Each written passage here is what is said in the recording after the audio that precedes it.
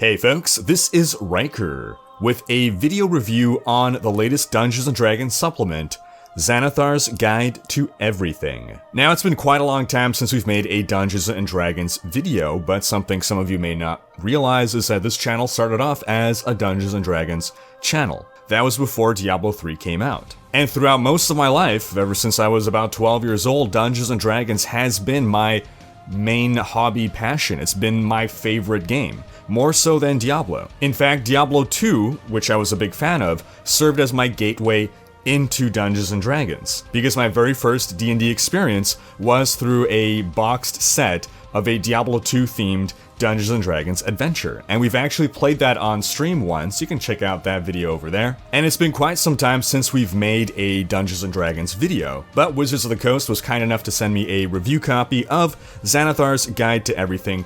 I believe we also have some review videos on 5th edition itself, which released a couple years ago. My first D&D edition that I really played a lot of was 3rd edition before migrating to 4th, so when 5th edition came out, it was very refreshing. I'm still enjoying 5th edition, we're still playing 5th edition. And Xanathar's Guide to Everything is sort of the first expansion, if you will, to 5th edition. It's the first major rules supplement. It's intended as a book for both Dungeon Masters and players, so we're going to go through exactly what is in here and whether it's worth having. So Chapter 1 of Xanathar's Guide details character options. It offers new gameplay mechanics for players, different subclasses for all of the classes, but what I really love about this is the added fluff or flavor. There's the crunch, there's the mechanics for those who focus more on that, but I love that this continues with 5th edition's trend of bringing back the roleplay, if you will, to Dungeons & Dragons. A major criticism of 4th edition was there's no RP, there's no roleplay in 4th edition. While I disagree with that, I feel that it is up to the group, the DM and the players, to bring the roleplay. There's as much roleplay as you want there to be. I understand the argument, and it's basically revolving around the fact that if you looked at a 4th edition stat book, 95% of it was focused on mechanics, with maybe 5% discussing anything flavor related.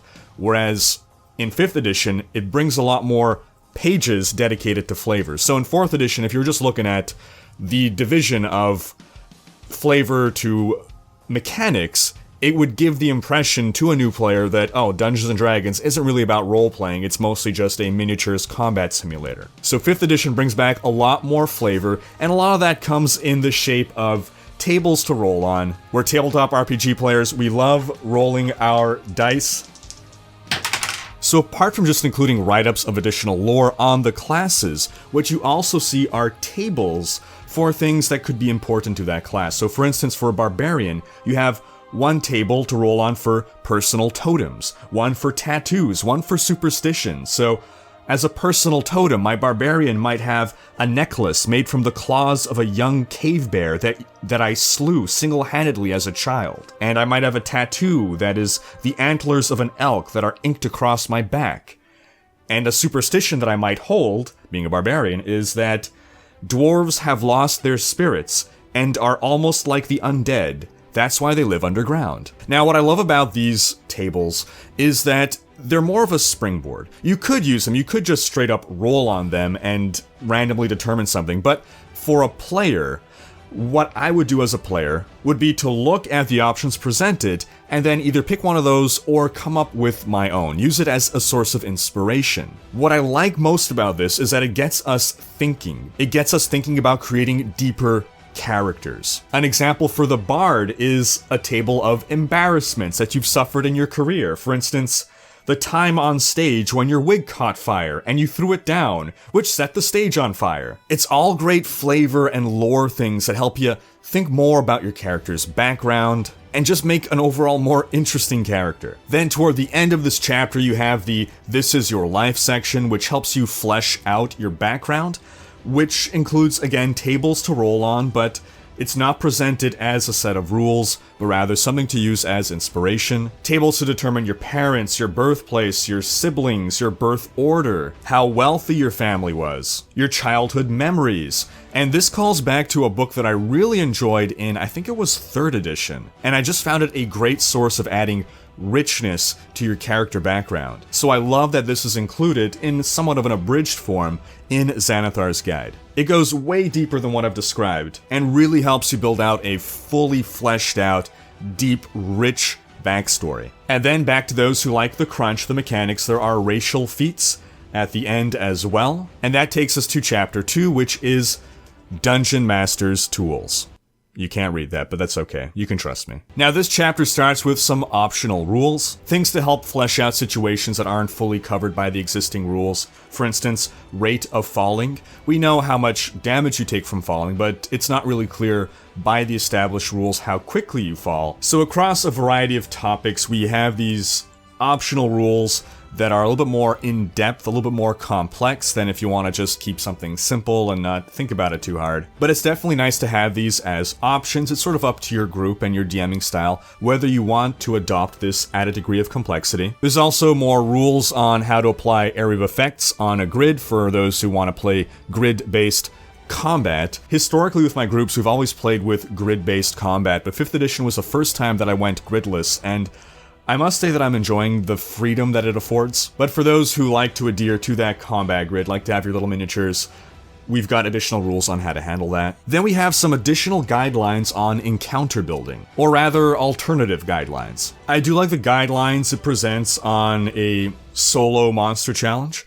That's typically been a little bit of an issue with 5th edition, properly balancing encounters versus one single enemy. And what I think I find most noteworthy from this new system is that it offers a way, via table, of measuring the challenge rating of a player character, which is something that is not otherwise available in 5th edition. You have to sort of reverse engineer based on hit points and armor class the challenge rating of a given player character, and I think that's probably a far more accurate way at arriving at a challenge rating. But as a shortcut, we've got tables here that establish that. For instance, a 1st level character corresponds to a challenge rating of 1/4. A 5th level character corresponds to a challenge rating of 2, and I'm not going to give it all away, but you get the idea. And then I love that they threw in a couple little tables on monster personality and monster relationships. This is something I feel is far too often overlooked in Dungeons & Dragons, and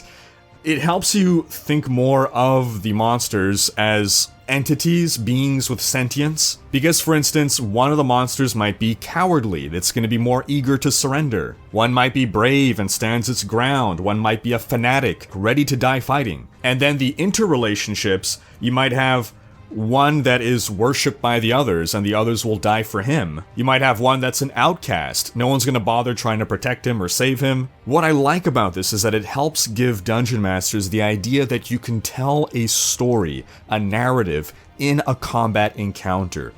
Combat does not need to just be a slugfest of hit point exchanges. Combat can, and in fact should, and this is something that I need to work on as well in my own dungeon mastering, tell a narrative story. We then have several pages on random encounters for different geographical locations.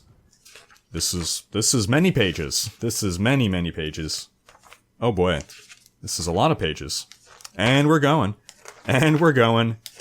And we're going. And then we have a section on traps revisited. The trap rules in 5th edition are pretty bare bones, so this expands on them, gives us some additional traps. I do really like this section as a dungeon master. It also gives additional guidelines on creating your own traps. Then we have additional supplemental rules on downtime, activities that you can do during your downtime, that is. And then we have an entire alternate system of awarding magic items. Now, one potential criticism of 5th edition is that there is no wealth by level tables, as we've experienced in previous editions of D&D. It was a good way as a dungeon master to reference, okay, roughly how powerful with regards to wealth and magic items should a character be at this given level. Now, 5th edition is designed in a way such that the difficulty does not assume that you have any magic items, so any magic items you have are simply a bonus, an advantage you'd have in a fight. Whereas in past editions, if you fought a monster of challenge rating 15, it was assumed by that point you would have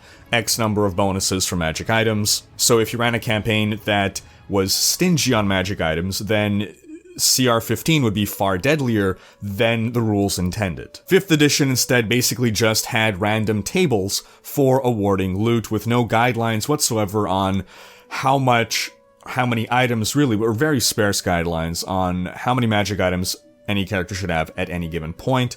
Here we have an alternative system of awarding magic items that sort of breaks items down into different categories and says, okay, by this level you should have given out this many of this type of item, this many of this more rare type of item, etc. This is a very good system that I wish we actually had from the get-go. The rules then present a couple dozen of what it calls common wondrous items. These are items that they're magic, but they're not super powerful, so it's just sort of a way of sprinkling additional magic items into a campaign without giving your players significantly more power. We're talking about things that are like a bead of nourishment. This spongy, flavorless, gelatinous bead dissolves on your tongue and provides as much nourishment as 1 day of rations. It's useful, it is magic, but it's not going to give your characters an advantage in combat. So these are particularly interesting for those who want to run high magic campaigns that just kind of have magic everywhere, magic being common, without making it overpowered. Of course, we have more magic item tables for how to award and break down all those things. And then we have Chapter 3, which is spells. This section offers new spells for every class, so again, more options for players, and I guess to an extent Dungeon Masters as well. But overall, I would say that Chapter 2 is really the chapter for Dungeon Masters. Chapters 1 and 3 are more player-oriented. Then at the very end, we have an appendix with just a list of names, just tables and tables of names for all manner of character races. You've got, obviously, for every major race, elf, dwarf, etc., but even for the humans, you've got it broken down into, so Arabic names, you've got Egyptian names, Celtic names, German names, English names, Japanese, Greek, Mesoamerican, Norse. So it's really cool. You can find the names that best fit your campaign setting, your specific human subculture. I personally like to run campaigns that have human names rooted in human history rather than just sort of made-up fantasy names, so I really appreciate these tables. And while there's no shortage of tables on the internet, random name generators, I do love this inclusion in the rules themselves. Sometimes I find it faster to just flip open a page in a rulebook that I know where to find it immediately, rather than open a tab, go to a specific website, and click a couple buttons. And that's basically Xanathar's Guide to Everything. So the question is then, is this book worth owning? I believe it is a good inclusion to any game. It's again, it's an official, I guess, expansion you can call it. It's the first real supplement. We had Volo's Guide to Monsters. I missed out on that one. I'll have to pick that up someday. But that's more just for Dungeon Masters. It's like a Monster Manual Part 2, kind of. Whereas this is something that really is a rules expansion. It's for players, it's for Dungeon Masters. Now, personally, I find as a Dungeon Master, I get more value out of this than as a player. As a player, I would kind of want my Dungeon Master to own this so that I could peruse it. Maybe I could pitch in with my Dungeon Master to buy this, because it is $50. So that's $50 American, so it's priced the same as just a standard core rulebook. And I think that's maybe just a tad overpriced. And this right here, you can kind of see, right? One is bigger than the other. You got fewer pages in Xanathar's Guide than in a core rulebook. So it being an expansion and it being lighter on content than the other 3 core rulebooks makes me feel it's just ever so slightly overpriced. I think I would have liked to see a slightly slimmer price point there. And that's really the only thing that I can consider a criticism of this book.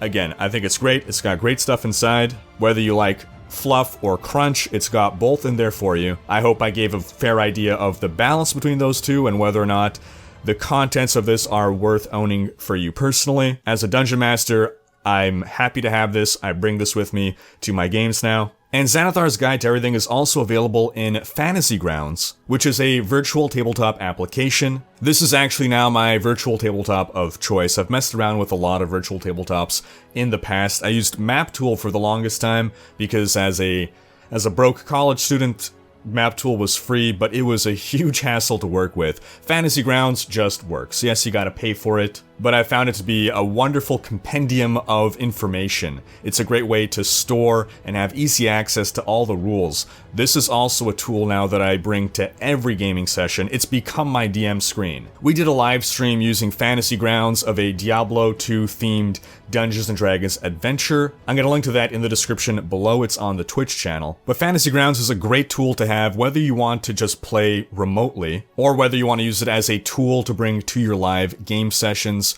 You only need to buy one copy, your players just need to connect to you, and you can use it as a miniatures board, you can use it to track combat, you can use it to just have a repertoire of rules at your disposal. You can use it to build your campaigns, you can store your encounters and have them ready to deploy at a moment's notice, but I do encourage you to look into Fantasy Grounds further on your own. And that's gonna wrap up this video. Do leave a comment with your thoughts. What do you think of Xanathar's Guide to Everything? Thanks for watching. Special thanks to my Twitch and Patreon supporters for making these videos possible. Again, thanks to Wizards of the Coast for supplying this review copy. It's upside down. If you enjoyed this video, please share it, check out these other videos, and subscribe to join Rhykkers Raiders for more gaming content.